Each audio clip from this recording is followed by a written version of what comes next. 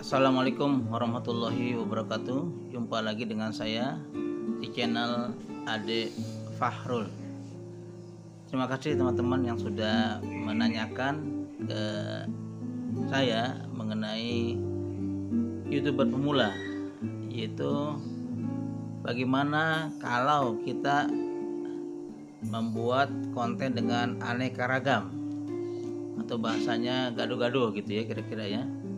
Sementara ada juga beberapa YouTuber yang mengatakan bahwa kita harus fokus.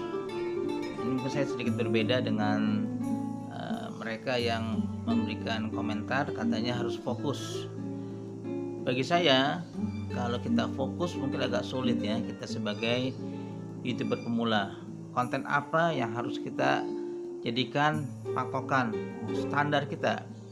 Apakah kuliner, apakah traveling, keterampilan, atau makan, makanan yang kuliner, atau juga pendidikan. Nah, bagi YouTuber pemula tentunya itu agak sulit menentukan tema atau spesifikasi mengenai konten yang akan kita jadikan patokan terus-menerus. Ini pengalaman saya ya, saya memang awalnya berpikir saya harus fokus dengan satu tema, sehingga setiap kita upload hanya itu aja yang kita akan tayangkan, akan kita tampilkan. Tetapi kita ada keterbatasan waktu, tenaga, pikiran, dana.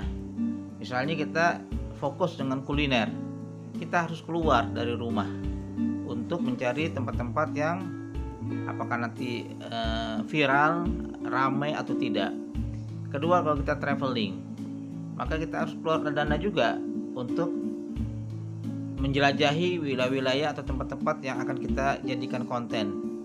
Atau kita pendidikan, kita harus membaca buku atau membaca informasi yang terkini misalnya. Begitu juga kalau kita suka masak ya, misalnya di dapur ya, banyak sekali konten-konten makanan, kita harus menyiapkan bahan baku, kemudian waktu, dan seterusnya. Begitu juga kalau kita ngambil konten politik, harus juga melihat situasi atau kondisi perpolitikan. Kalau kita suka unboxing ya, membongkar atau mereview suatu produk, maka kita harus mempunyai uang untuk membeli produknya. Nah, kalau saya, yang saya katakan tadi berbeda, saya tidak fokus kepada satu tema. Karena apa? Tema itu ada di depan kita. Ada kuliner, mungkin ketika saya lagi jalan. Misalnya kemarin ya, saya jalan-jalan ke Bogor. Nah, di situ saya bisa ambil konten makanan. Ada yang jual somai, ada jual batagor, bukan suasana, dan juga suasana di Bogor itu sendiri. Begitu juga kalau saya lagi jalan-jalan ke suatu tempat, tiba-tiba saya lihat ada peristiwa demonstrasi gitu misalnya, atau peristiwa yang unik misalnya, langsung saya ambil handphone, saya rekam, dan kemudian saya edit sedikit sebisa saya, kemudian saya upload. Begitu juga kalau ada kejadian-kejadian yang sangat menurut saya ini berbeda dengan yang umumnya, misalnya ada kecelakaan lalu lintas misalnya, ya kita ambil aja kameranya. Kemudian kalau kita bertamu kepada seorang tokoh misalnya, nah kita izin pada mereka, kemudian kita abadikan mereka sebagai konten kita. Nah, itu jadi lagi konten ya. Jadi kemarin saya juga lihat misalnya ada teman saya mewawancarai seorang tokoh itu mungkin tidak terlalu terkenal ya, tapi akhirnya saya dengar pembicaraan mereka, diskusinya, dialognya, ternyata waduh, tokoh itu memang sangat pas ya untuk membangun jiwa wirausaha misalnya. Atau juga konten-konten kemarin misalnya kita lihat konten itu konten hewan misalnya, saya jalan-jalan ke kebun binatang misalnya, itu ada hewan, saya ambil aja kontennya. Atau ada kejuaraan layang-layang misalnya, atau kejuaraan sepak bola kampung misalnya. dan seterusnya kita ambil. Begitu juga saya punya kawan di komunitas disabilitas netra ya. Ada Mas Toto, ada Mas PI, ada Mas Irwan dan sebagainya.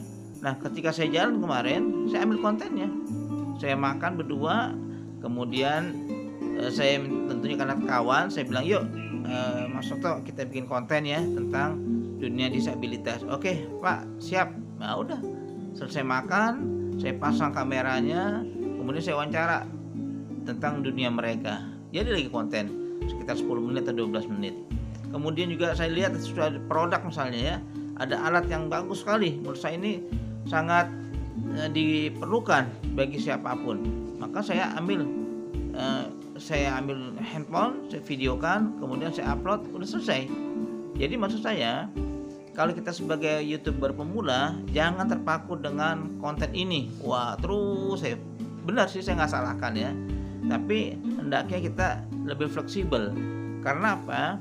Karena kita tidak tahu dari 10 atau 20 konten yang gado-gado, yang acak-acak tadi, mungkin salah satu ada yang viral, salah satu ada yang disukai, salah satu ada yang akhirnya menjadi magnet kita, yang kita naik terus. Nah di situ kita kan bisa lihat dari 50 atau 60 video yang kita hasilkan, ternyata ada 2-3 konten itu kayaknya naik terus nih, perkembangannya terus saja. Nah itu saya ambil sebagai patokan, oh ini kira-kira nih yang akan saya jadikan menu utama dari konten saya. Misalnya saya kemarin ambil tentang konten membongkar mesin dinamo. Itu banyak ribuan yang nonton.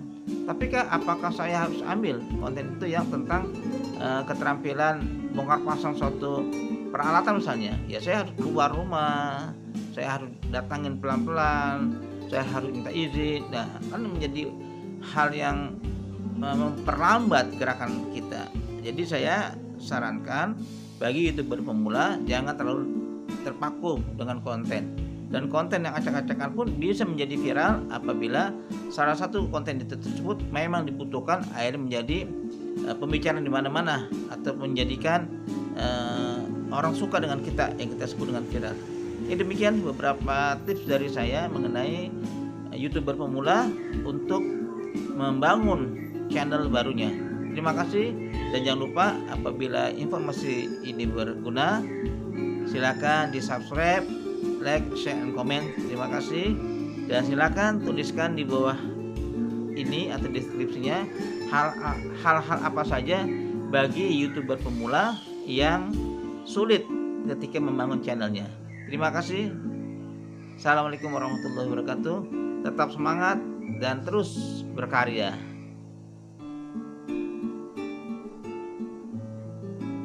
Thank you.